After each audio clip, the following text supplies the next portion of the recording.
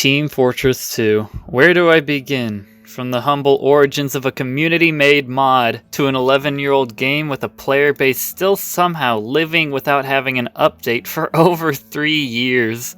They even have a dedicated Twitter account for counting since the last update TF2 received. Everyone who has been on the PC gaming market knows what TF2 is, what their developer Valve owning the monopoly of the PC gaming platform Steam. This first-person shooter game is one of the few games that have stood the test of time and showed the world that the most realistic and expensive games can be forgotten in a year, but this one leaves behind a legacy since 2009. Let's start from the beginning. No, not Team Fortress 2's beginning, the original Team Fortress mod. It originally was a Quake mod in 1996 and was then bought by Valve to be made as a standalone game to be called Team Fortress Classic in 1999. Disclosure, I will be calling them by their respective nicknames, TF2 for Team Fortress 2 and TFC for Team Fortress Classic. Although this game looks nothing like what TF2 was today, TFC had a foundation that TF2 is built on. 2 teams, 9 classes, and the original game modes: capture the flag, control points, and payload. But control points was called territorial control, and payload was called VIP escort. Interestingly enough, you can look at some of the maps in TFC and notice that they were directly ported into TF2. Originally, TF2 was going to be serious and go for a realistic approach to warfare. Very few photos of these early build concepts exist, but the reason they changed the style is what would make it stand out. Games were getting more and more advanced and more realistic looking. Gradually, games that would lean towards this approach would die quickly as better looking games came out. It was at this point Valve realized that they wanted a game that wouldn't die in the next 3 years, but would live on through years to come. They decided to make it cartoony, and its sole graphical purpose was that it was unrealistic. They developed the characters alongside the art style by giving them zany and hilarious characteristics and backstories, and an introduction video for every character. This style would be what TF2 would ride on for years to come, and create the memorable and outrageous characters we love today. Oh my God, who touched Sasha? All right. Who touched my gun? Then he used his fight money to buy 2 of every animal on Earth. And then he herded them onto a boat, and then he beat the crap out of every single one. I hurt people. Boy! Not a crazed gunman, Dad. I'm an assassin. What the difference being one has a job and the other's mental sickness? It gets better. When the patient woke up, his skeleton was missing, and the doctor was never heard from again.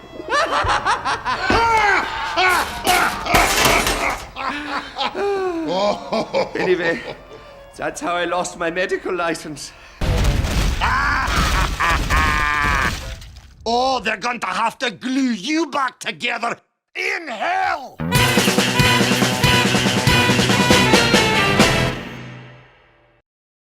The game was released in 2009 for $20 and came through as an astonishing success, and only grew bigger over time. This success spawned games like Overwatch in 2015, which is another class-based shooter with cartoony-looking art style, which received many comparisons to TF2, which the developers embraced, calling it a compliment to be compared to TF2. That just shows how respected the game has been even through other developers. After 2 years since its release, Valve took off the $20 price tag and made it free to play. This would end up being one of the best decisions they could have ever made. On top of all this, TF2 began releasing updates for Christmas and Halloween, and more backstory for the characters in the form of online comics. For example, they added a new character to the universe named Marasmus the Wizard, who appears as a boss fight randomly during the Halloween event. One of the weapons he wields is the Abominamicon! which haunted Demoman's eye when he was cleaning out Marasmus's basement as a child and had to be removed. Medic has tried to replace his eye, but every Halloween the eye becomes sentient and attacks them, which is also a boss fight in Halloween. The community also began piecing together tidbits of lore into fan theories, which you can read more about, to explain how there can be multiple players playing the same character on one team, the origin and lore of hats, and how characters come back to life after being killed every day. Let me talk about the kinds of players and gameplay you will experience in this game, because it is unlike any other FPS shooter you will ever play. This game was built with player versus player and player versus AI in the man versus machine co-op missions, but due to the communicative nature of the game, there are certain do's and don'ts that the community has set. Call it Team Fortress 2 etiquette. Let's start with the beginning player, hatless, or with the easiest and most common hats, the Pyrovision goggles and the Gibbous top hat. Oh hi, welcome. Hello Gibbous. Oh shit, well... Got him. These players are known to be new, basically approximately 50 hours into the game.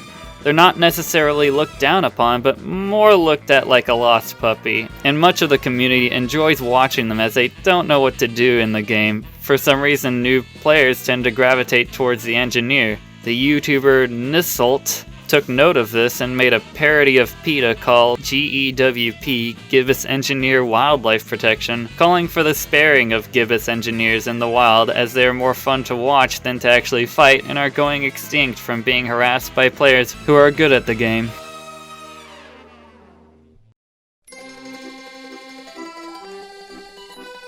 To make up for not making money on in-game purchases after TF2 was made free to play, Valve made it so hats and cosmetics would be purchasable through real money and also allowed players to trade hats with each other. This spawned the hat trading community and used real-world economics to value hats. Mind you, this was not at all something Valve had put in the game, but something the community had built over time.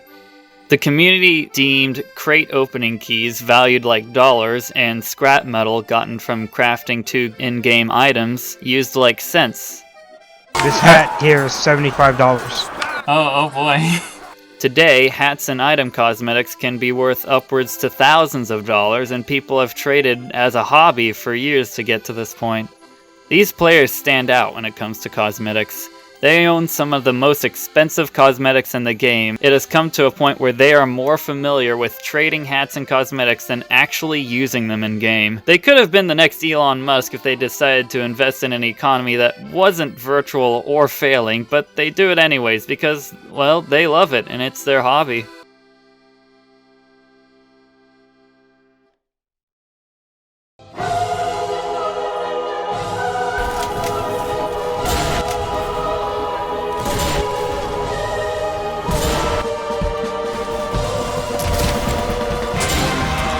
Tryhards are the most common player you'll see. If it be a newer player or older, they tend to only play the game as it was meant to be played and are damn good at it too. No mercy, no friendliness, and no survivors. Some of the older players only tryhards against other tryhards and leave the friendlies alone. Others despise friendlies and view them as not playing the game properly and will slaughter them intentionally. Which reminds me, what are friendly players? Very well.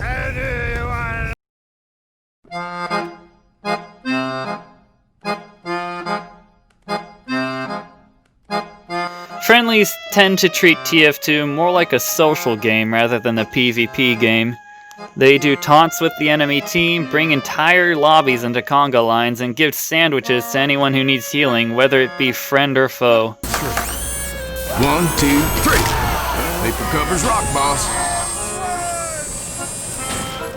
They do the spy crab glitch, they do the T-pose glitch. Essentially, they're the pacifists in a game about war.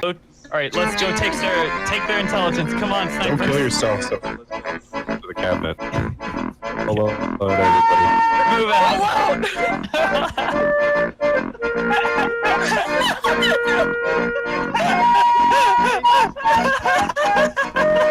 This type of playstyle was occasionally seen in lobbies, but was not popularized until 2014 with the release of the conga line taunt. How the taunt works is one player has to own the conga line, either by trading or buying it, and when the conga line taunt is activated, any player can press the taunt key on them and join in on the conga line. This taunt would transform entire lobbies into a line of people conga-ing together. At this point, much of the community was in disarray, wondering if the new popularization of the friendly nature would jeopardize the core values of the game. Little did they know, this playstyle would be embraced by both the community and the developers in the future, and both the tryhards and friendlies would learn to live in peace. Well, mostly.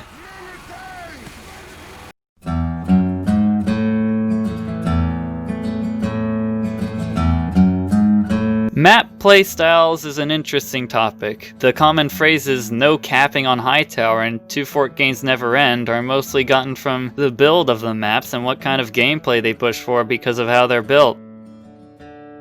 Hightower is a map using the game mode called Payload Race, and the construction of the map itself pushes the two teams to begin fighting almost immediately after they get out of spawn. There's a high market for lobbies to be purely deathmatch based, and since there's no deathmatch game mode, Hightower is the best map for it. And attempting to cap on Hightower hurts the fun for everyone trying to use it as a deathmatch game mode by ending the game. Since the phrase "no capping on Hightower" was popularized by the YouTuber Soundsmith, people on both teams will go after anyone who attempts to cap the cart on Hightower. People whine about the game lasting forever, are told then leave, or in my case, were kicked out of the lobby entirely, as most of the community doesn't care about the experience you get after the game because, well, experience points doesn't really give you anything.